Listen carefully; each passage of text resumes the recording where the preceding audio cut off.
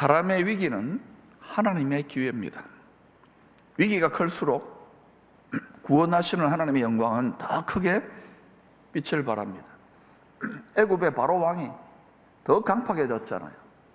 그런데 하나님의 구원하시는 영광은 더 크게 나타났어요. 가장 큰 위기는 전쟁이죠. 없었으면 좋겠지만 성경을 보니까 있을 것 같아요. 전 세계가 전염병 지금 우리 통과하고 있잖아요. 백신 맞으면 다 사라질까요? 죄가 사라지면 사라져요. 그 다음에 기근, 경제적인 위기, 전염병, 전쟁, 그리고 기근, 이 세 가지는 늘 이 땅에 존재하는 그런 위기지요. 이런 재앙들이 일어나는 이유는 하나님의 복을 담아서 나누어 줄 만한 깨끗한 빈 그릇이 부족하기 때문에 그렇습니다. 사람들 마음의 그릇에 욕심이 드글드글하기 때문에 그래요. 오늘날 예수 믿는 성도들도 깨끗하게 비워진 그릇인지를 우리는 진지하게 자기 내면을 점검해야 돼요. 레위기 26장은 세상 모든 나라들의 복의 근원이 되어야 될 깨끗한 그릇, 제사장 나라의 복과 저주, 상과 벌이 임하는 법칙을 설명하고 있습니다. 하나님 말씀에 순종하느냐, 불순종하느냐가 그 기준입니다. 믿는다 그러고 불순종하면은 열심히 자기를 믿는다 그러는데 말씀에 불순종하면 믿음이 작동이 안 돼. 그래서 그 믿음을 죽은 믿음이라 그러는 거예요. 제사장 나라는 모든 나라들의 복과 저주의 글로벌 스탠다드가 되기 때문에 책임이 더 막중합니다. 그래서 순종, 불순종에 따라 상과 벌도 몇 배나 더 컸던 것입니다. 먼저 택함을 받은 족속 이스라엘이라도 불순종하면 하늘을 닫고 땅을 굳게 하여 아무리 수고하고 열심히 일해도 기근이 들게 할 것을 경고했지요.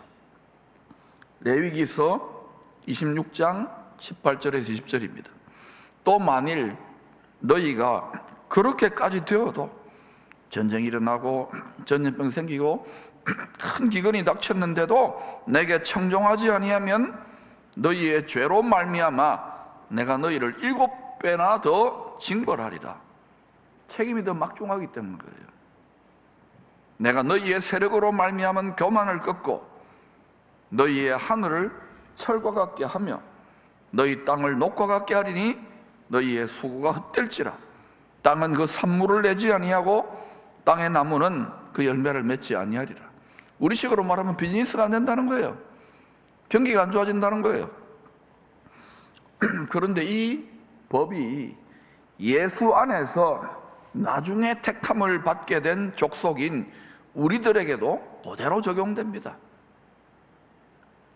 아모스 선지자도 하나님의 백성들이 불순종함으로 온 땅에 임하게 될 경제적인 위기에 대해서 예언했습니다.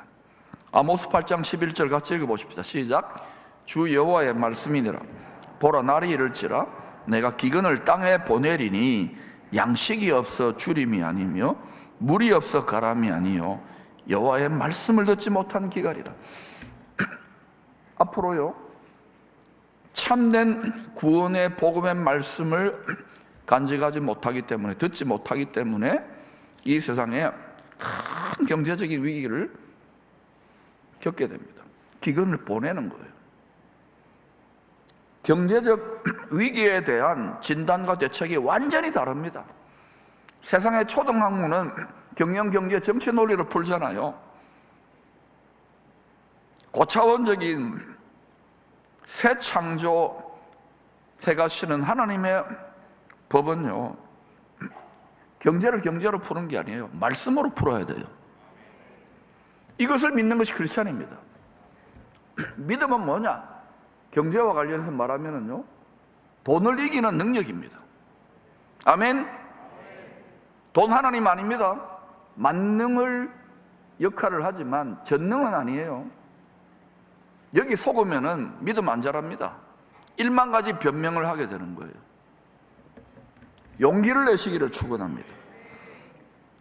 복의 근원이 되어야 될 왕 같은 제사장들의 영적 기근 때문에. 왜 영적 기근이 옵니까? 말씀을 들어도 순종하지 않기 때문에. 영적 기근 때문에 이 세상에 물질적인 기근이 생긴다는 이치입니다. 축복을 흘려보내야 될 하나님의 소유가 된 백성들의 영적 기근이 해결되어지면 말씀으로 충만해지고 성령으로 충만해지고 영혼이 풍요로워지면 이상한 게 아니라 하나님의 법대로 땅의 경제적인 기근은 해결될 수 있다 이 말입니다. 그런데도 여러분 중에는 이 세상에 세뇌가 많이 되어 있기 때문에 또 목사 같은 소리 하네 이렇게 벌써 딱 마음에 벽을 치고 있는 분들이 있어요. 부탁입니다. 벽을 조금 낮추시기를 바랍니다. 여러분이 여기서 듣고 세상으로 나가면 이 말과는 전혀 다른 가치관과 말과 지식들과 논리들이 이 세상을 거의 지배하고 있잖아요. 구별되게 살아야 됩니다. 그런데 이 세상 임금, 불법적 임금이죠. 거짓의 아비는 야 뭐니 해도 돈이야. 육신의 풍요에 집착하도록 자꾸 세뇌를 시켜요. 학교에서도 거의 대부분 그런 교육 아닙니까? 왜 열심히 공부합니까? 신분 상승이 있죠. 돈 많이 벌기 위해서. 그러니까 여러 가지 있지만 산업공상의 시대가 아니에요. 돈이 제일 으뜸이 되는 시대로 점점 세상이 돌아가고 있는 거예요. 이 가치관을 제대로 정립하지 못하면 많은 것을 하고 피라미드의 정점에서 훅 하고 한 방에 영혼을 잃어버리는 거예요. 그러므로 여러분이 많이 맡으려면 더 말씀 충만, 성령 충만, 영혼을 잘 지켜야 되는 거예요.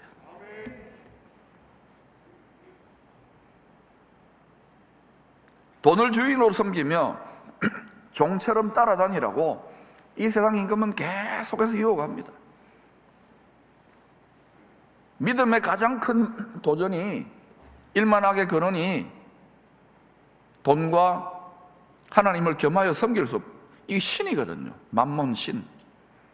근데도 다 주여 주여 하고 잘 하지만 보면은 그 삶의 내용을 보면은 이 부분에 정말 제대로 하나님의 원리를 깨달아서 적용해내는 분들이 얼마나 될까? 이건 싸움이 있어요. 체험이 돼야 되는 거예요. 하나님이 많은 물질을 맡기는 분들을 보면은 이 돈이 하나님이 아니라는 것을 깨닫게 하려고 철저하게 연단해요. 아주 철저하게 연단한 다음에 하나님이 하나님의 복을 주셔 하나님의 자원을 맡길 만한 거부가 되게 하시죠. 그렇지 않으면 저도 못하고요. 세상 방식으로 그냥 더 악취를 풍기는 방식으로 하게 되기 때문에 함부로 안 주시는 거예요. 왜? 사랑하는 자식들의 영혼이 망쳐지기 때문에. 그런 말 하잖아요. 부잣집에 효자 없다고. 오히려 가난한 집에 효자들이 더 많다고. 그러니까 여러분, 성도들까지도 배교하게 되면, 배도와 배교의 이유가 뭔지 아십니까? 신학적인 교리적인 이유도 있겠지만 근본적으로는 뭡니까? 이 세상 돈 때문이에요. 예수 그리스도를 배도하지 마시기를 축원합니다. 순애야? 김중배의 다이아가 그렇게 좋았느냐? 여러분, 수일 오빠를, 예수 그리스도를 향한 순결을 지킬 수 있기를 축원합니다. 반대로 돈이 종처럼 따라오는 주인된 삶을 살려면 말씀이 뭐라고 합니까? 예수님이 주여라고 했습니다. 예수님을 주인으로 믿고 말씀에 순종해야 돼요. 이것을 믿는 것이, 이것을 어떤 상황에서 믿어내는 것이 굳건한 믿음이요, 흔들리지 않는 믿음이요, 강한 믿음입니다. 교회 안에서도 예의적으로 하는 말이 뭡니까? 저는 믿음이 안 좋습니다. 믿음이 안 좋습니다. 그 좋은 말이 아니에요. 흔들린다는 말이에요. 돈을 따라, 이 세상을 따라 근심, 걱정, 염려를 못 이긴다는 거예요. 두려움을 못 이긴다는 거예요. 진짜 믿음이 좋으면은 뒤에는 애굽의 군대가 오고 앞에는 시퍼런 홍해 바다, 사망의 바다가 있는데도 그 사이에서 평정심을 지키는 거예요. 이게 쉽지 않습니다. 저도 아멘 했지만 쉽지 않아요. 이게 스트레스가 쌓이고 이렇게 될 때 이걸 이제 배워 나가야 되는 거예요. 아멘. 함께 배워 나가십시다. 말씀에 답이 다 있는 거예요. 체험하셔야 되는 거예요. 그냥 머리 지식이 아니라 체험적 지식이 되어야 되는 거예요. 이렇게 우리가 예수님을 주인으로 믿고 생사화복의 주인으로 믿고 말씀에 순종하면 영혼의 풍요를 따라, 영혼의 풍요가 뭡니까? 내 마음이 평안한 거예요. 감사한 거예요. 기쁘고 찬양이 나오는 거예요. 이 세상의 상황, 은행 잔고의 상황과 무관하게 내 마음에 그 고백이 일어나야 되는 거예요. 그때 풍요를 따라 범사가 잘 되고 참된 풍요를 누릴 수 있습니다. 참된 풍요가 무엇입니까? 영혼, 육의 샬롬, 샬롬, 샬롬이에요. 풍요란 건 물질적인 개념만이 아니에요. 많은 물질을 맡길 만한, 통로가 될 만한 사람 하나님이 많이 맡기시지만, 많이 맡길 자원이 안 되는 사람은, 또 그 은사가 아닌 분은 영혼의 풍요로도 충분해요. 그런 의미에서 저는 코로나 기간 동안에 제가 제일 부자가 된 것 같아요. 빌리러 올래요? 제 마음이 부자인 거예요. 계속해서 예수 믿고 주님의 사명과 복음과 이 길을 걸어간다는 은혜가 넘치는구나, 감사하는구나, 행복하고 누구도 못 빼앗아가. 내 마음속에 있는 참된 평화, 참된 행복과 참된 감사와 참된 기쁨 누구도 빼앗아갈 수 없어. 사도 바울도 더 열악한 순교할 수 있는 상황에서도 빌립보 감옥에서 기쁘다, 항상 기뻐하라. 할렐루야. 믿음의 실력자가 되시기를 축원합니다. 교회 다른 거 아무리 잘해도 소용없어요. 아무리 세상적으로 뭐 잘나고 뽐나고 소용없어요. 믿음이 좋아져야 돼요. 주를 향한 사랑이 최고예요. 축구 선수는 축구 제일 잘하는 게 좋아요. 손흥민 선수가 뭐 영화 배우 잘해봤자 소용없어요. 축구 제일 잘하니까 왕노릇 하는 거예요. 믿음 좋아져야 되는 거예요. 헛된 데에 마음 쏟지 마시라고. 요셉은 창세기 37장부터 50장까지 야곱 집안의 막내 아들, 재벌집 막내 아들 드라마의 주인공으로 등장합니다. 많은 생명을 살리기 원하시는 하나님의 꿈을 꾸는 자였습니다. 17살에 2번 꿈을 꿉니다. 추수밭에서 형들의 곡식단이 요셉의 곡식단을 둘러서서 엎드려 절하는, 경배하는 꿈과 해와 달과 11별이 요셉에게 무릎 꿇고 경배하는 꿈입니다. 이것은 단순한 꿈이 아니라 요셉의 삶을 통하여 하나님의 정하신 때가 되면 하늘과 땅의 모든 피조물들이 예수 그리스도 앞에 무릎을 꿇고 경배하게 될 것을 알려주시는 계시적인 꿈입니다. 창세전에 이 뜻이 하늘에서 이루어졌습니다. 시간과 공간을 초월하는 영원과 무한의 세계 속에서 이 세상이 창조되기도 전에 하나님이 예수 그리스도 안에 작정을 하셨다 이거예요. 이거 믿어줘야 돼요. 우리는 유한과 제한의 3차원의 세상에 있기 때문에 창세전 하면은 그냥 과학자의 논리로는 이해가 안 되잖아요. 이건 믿음으로 알 수 있는 거예요. 그리고 그 창세전에 정한 뜻대로 이 세상 역사가 전개될 것에 대한 예언적인 꿈입니다. 성경은 전부 다 이런 이야기들이에요. 이 뜻을 이루기 위하여 요셉은 메시아를 팔아 넘기게 될 이스라엘의 그림자인 야곱의 아들들, 형님들에 의하여 애굽의 노예로 팔려갑니다. 애굽 바로 왕의 경호실장의 노예로 살다가 억울하게 감옥살이 하게 됩니다. 근데 이 감옥이 일반 죄수들이 아닌 경호실장 집안에 있는 애굽 정치범들의 특별 감옥이에요.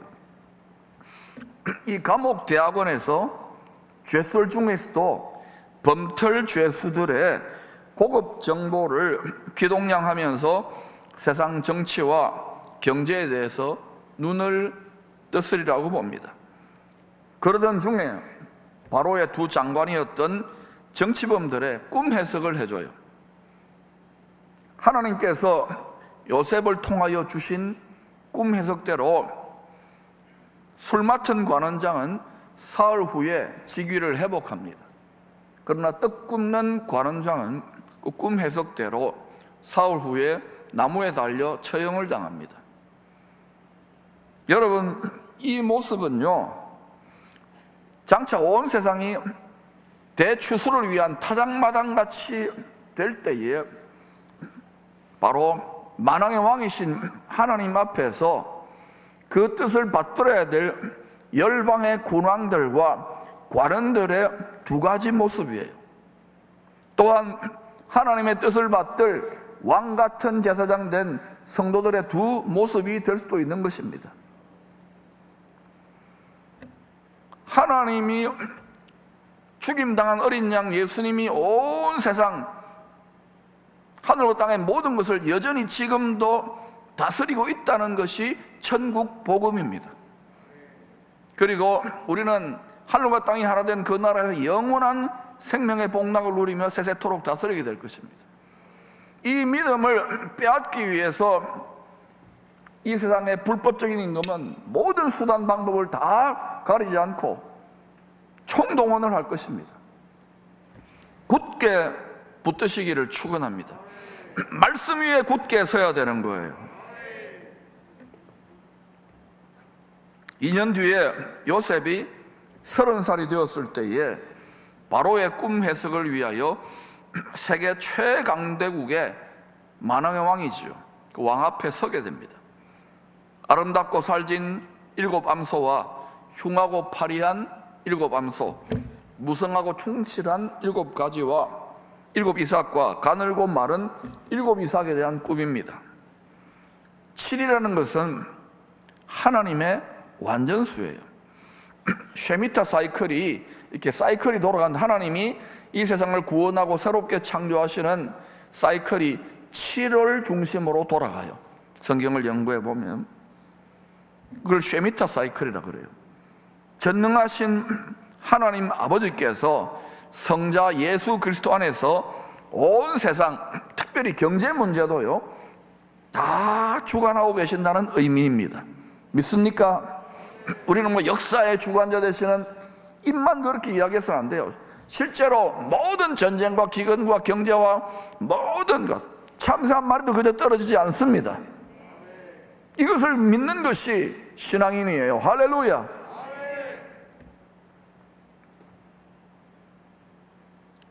이 세상이 왜 이 지경이냐고요? 불법적인 이 세상에 신이 있잖아요. 불법적인 이 세상의 임금이 반드시 폐위하고 영원한 격리 심판에 들어가야 그리스도의 나라, 아버지의 나라가 세워질 것 아닙니까? 하나님이 만들어 놓은 세상은 이렇지 않았어요. 완전하고도 영원한 영광으로 빛나는 세상이었는데 반란을 일으킨 간신배가 있었다 이 말입니다. 피조물이 창조주에게 도전했기 때문에 반드시 그 피조물은 자기의 끝이 창조주를 이길 수 없다는 것을 알아요. 우리는 이긴 싸움에 참여하고 있는 것입니다. 우리의 육신이 죽어도 죽지 않는 거예요. 할렐루야. 장차 영광의 몸, 부활의 몸을 입고 주와 함께 다스리게 될 것입니다. 육신을 따라 육신의 생명이 전부 다인 양 신앙생활하면 안 돼요. 그러면 변질되고 썩어지고 점점 나이 들어갈수록 아이고 믿어도 소용없네 이런 소리밖에 못해요. 그러나 영혼 속사람을 잘 먹이고 말씀을 먹고 무럭무럭 자라나면 내 그 사람은 점점 나이 들어가고 병 들어가고 늙어가지만 내 속사람은 날로 날로 하늘의 영광과 꿈을 향하여 날로 날로 새로워지는 거야. 할렐루야. 저는 저의 노년이 기대됩니다. 약간 흰머리 나왔는데 이제 점점 많아지겠죠. 기대돼요.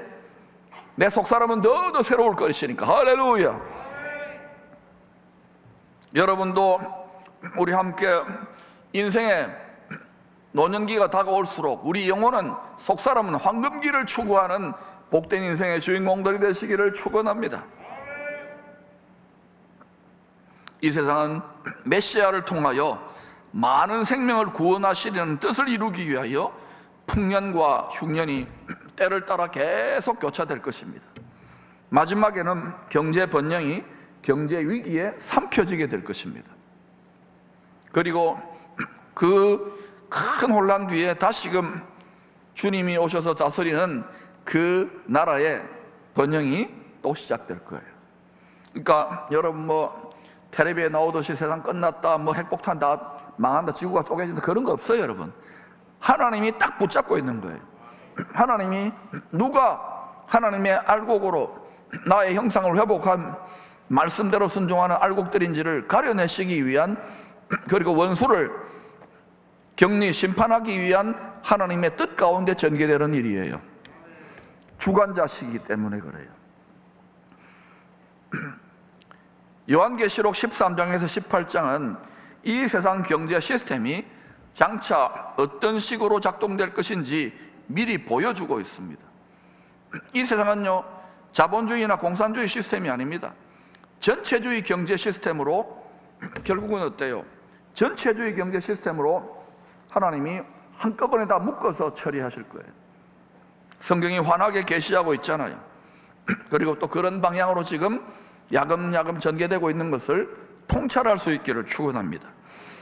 이러한 때에 요셉의 장막, 즉 예수 그리스도, 예수 메시아의 장막 안에서 보호를 받는 사람들은 누가 될 것인지도 성경에, 특별히 요한계시록에 다 알려주고 있지 않습니까? 하나님의 말씀을 무시하면 안 됩니다. 하나님 말씀을 믿고 두려워 떨며 순종하시기를 축원합니다.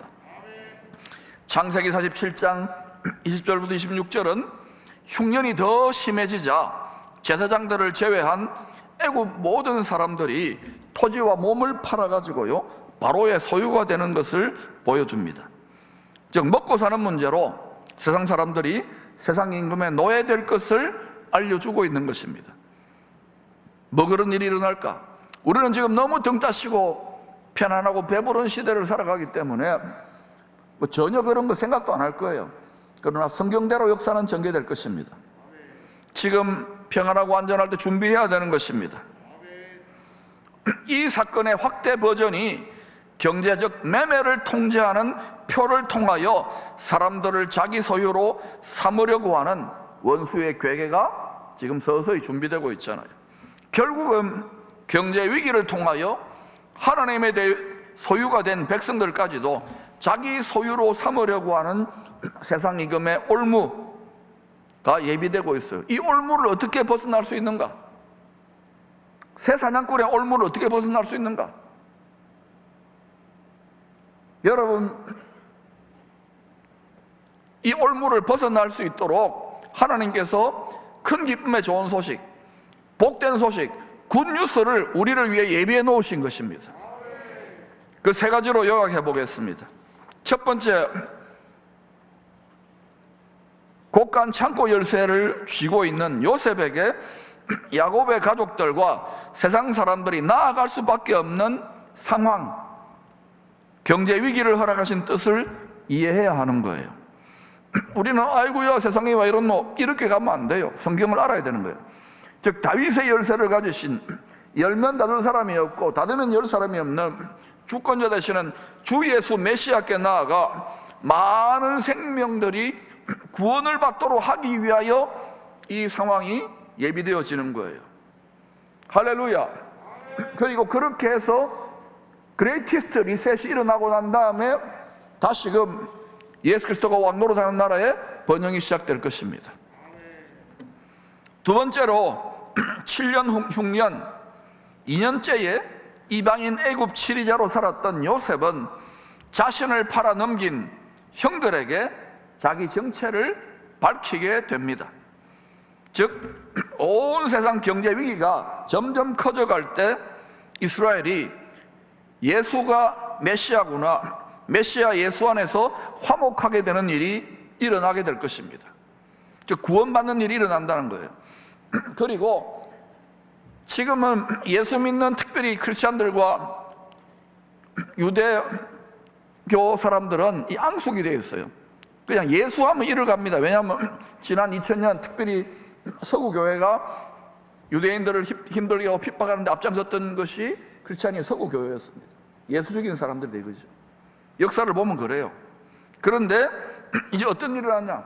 아마 특별히 우리 한국이 그런 일에 앞장설 것인데, 룻과 같은 이방 교회의 룻과 같은 이방 교회들이 다른 아닙니다. 오르바가 아닌 룻과 같은 이방 교회들이 나오미와 같은 이스라엘 교회 성도들과 화목하게 되는, 원수된 장벽이 무너지고 예수 메시아 안에서 하나로 합하게 되는 일들이 일어나게 될 것입니다.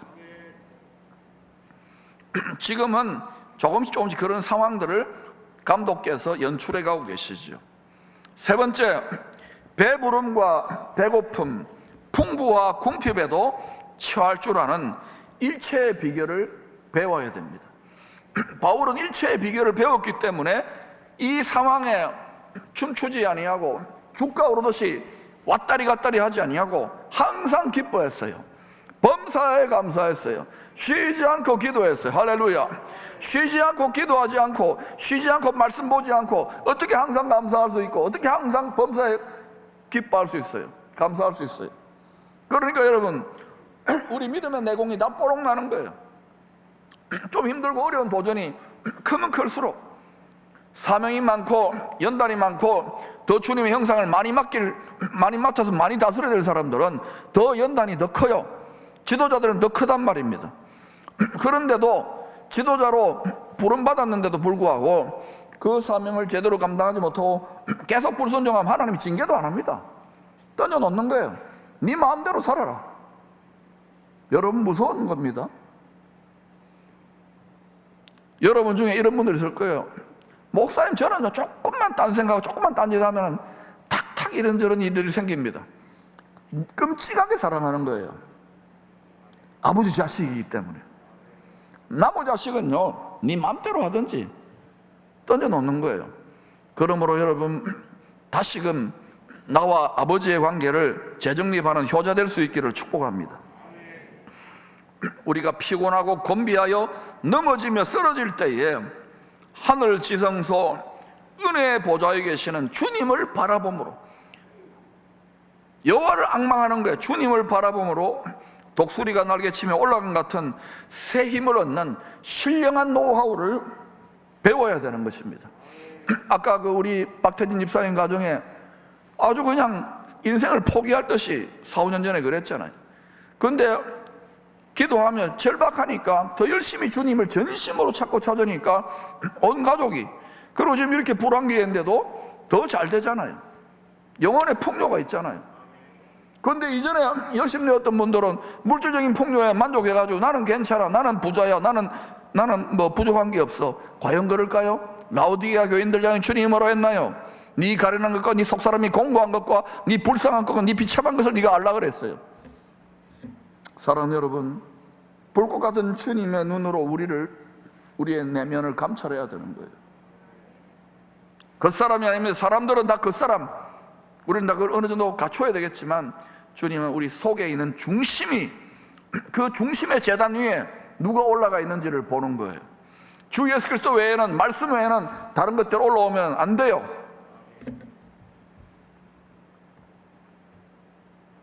이 신령한 노하우를 터득할 수 있기를 축원합니다.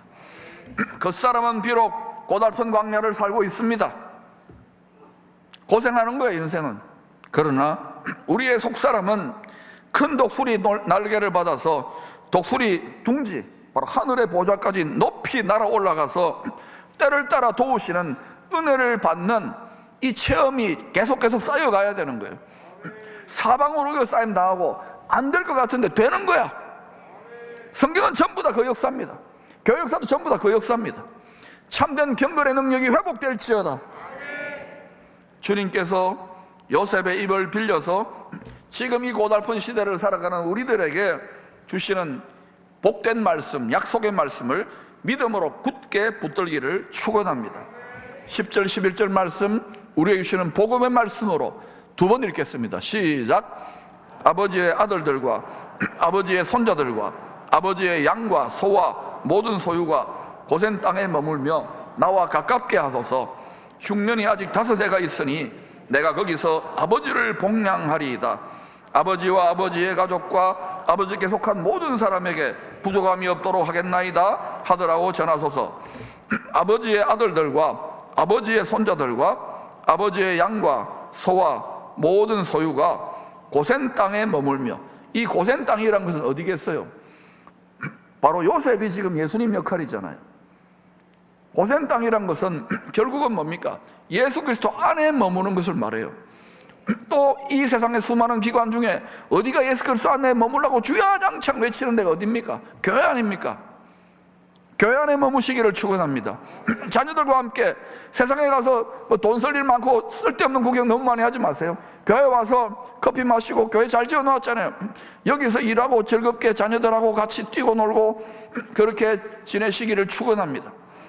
그때에 여러분이 영혼의 고향이 되고 이곳을 통하여 주님의 보호를 계속해서 경험하는 거예요. 이 성경 안에서의 가치관을 누릴 수 있는 거예요. 여기에 말씀과 성령의 와이파이가 계속 작동하고 있으면 이 교회가 고센 땅이 되는 것입니다. 할렐루야.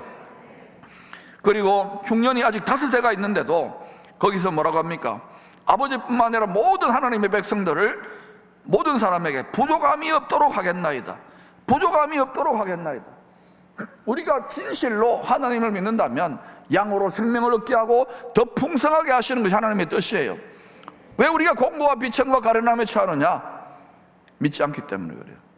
믿고 순종하지 않기 때문에 그래요. 의심하기 때문에 그래요. 잘 훈련되어져서 모두가 더 풍성한 하나님의 도우시는 영혼 육의 풍요를 경험하여 이 시대에 요셉처럼 흘려보내는 요셉의 창고와 같은 가정들이 다 되시기를 축원합니다. 우리 민족과 한국교회와 기쁨의 교회도 이 일에 선봉으로 나설 수 있기를 축원합니다.